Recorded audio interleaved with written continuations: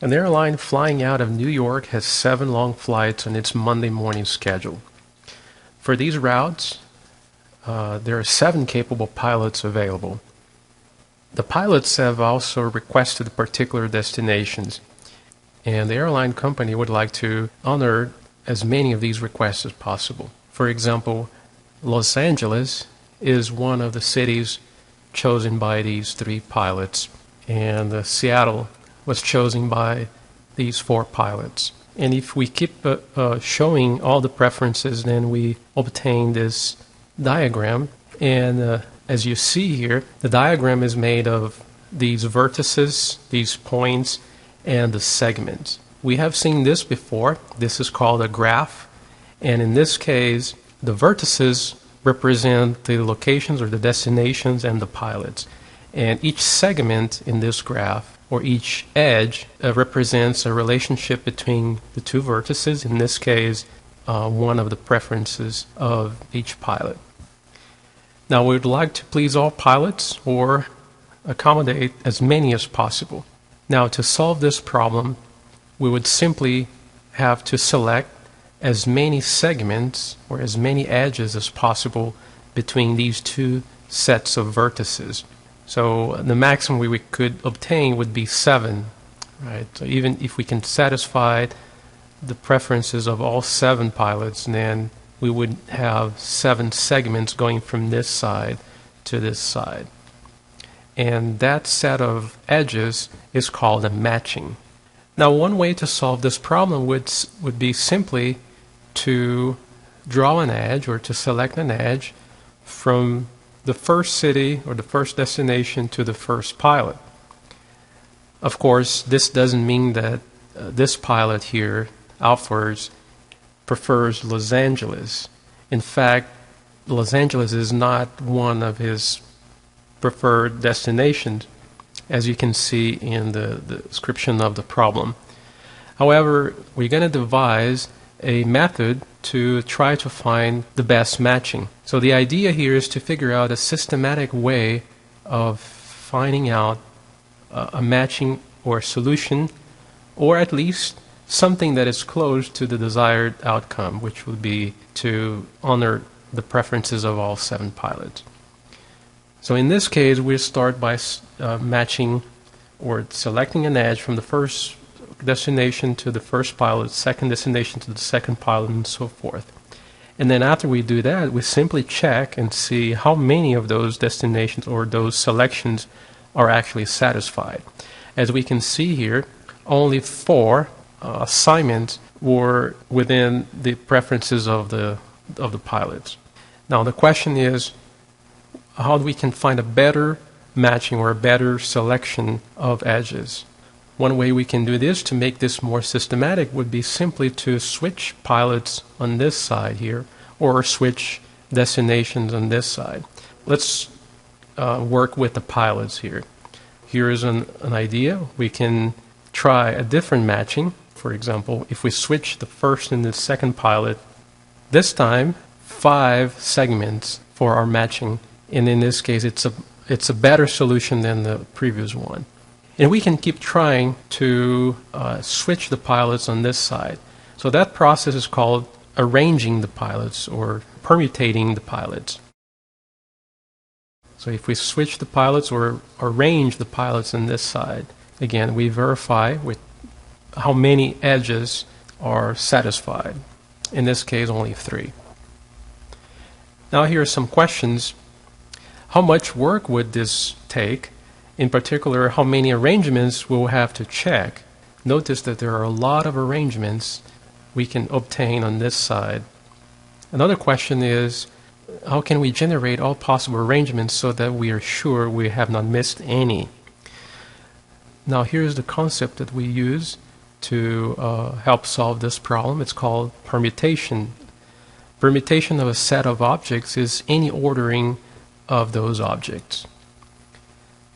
Now question, how many are there? How many of these permutations are there?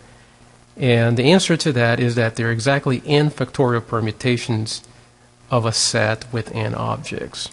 Now let's go back to the diagram and find out how we compute the total number of permutations. There is a mathematical principle called the multiplication principle that says that if a procedure is composed of a sequence of steps, and each step is performed in a certain number of ways, the total number of ways for the entire procedure is simply multiplying the number of ways for each step, and this will give us the total number of ways to perform the entire procedure. Now, in this example, each of the slots is considered to be a step. Selecting the first pilot is simply taking one of these 7 pilots and putting the name here. And for that, we have 7 possibilities. The second step would be simply filling out the second slot with the remaining 6 pilots. It doesn't matter which pilot you put in the first one, you're always going to have the same number of pilots available for the second slot, which is 6. So the second step in here takes always 6 ways of being performed. It doesn't matter what pilots you put on the first slot and the second slot, you're always going to have 5 pilots remaining for the third slot, which means that the third step has always 5 ways of being completed, or being performed. So the multiplication principle can be applied here, and therefore the total number of ways to complete this entire process, this entire procedure, is 7 times 6 times 5 all the way to 1. This would be 7 times 6 times 5 times 4 times 3 times 2 times 1, and that's exactly what 7 factorial is. Now let's go back to the flight assignment problem. Suppose now the flights to Madrid and Dublin are canceled due to bad weather. Now we have 7 pilots and 5 remaining flights. Now because we only have 5 destinations now to fill out the first slot, we have 7 possibilities, 7 pilots. For the second slot we have 6 pilots available. But since we have only 5 destinations, we only have 5 slots. So we end at number 3. Therefore, we multiply 7, 6, 5, 4, and 3, and we stop there. Now, the number of permutations is n times n minus 1 times n minus 2, all the way down to n minus r plus 1. Now let's take a look at the practicality of our solution. We ran through all the 7 factorial ways of assigning a pilot to each of the 7 flights. Now if we scale this to a real-world problem, then an airline company may have more than 7 flights and more than 7 pilots. Now doing this by hand, that's not a good idea.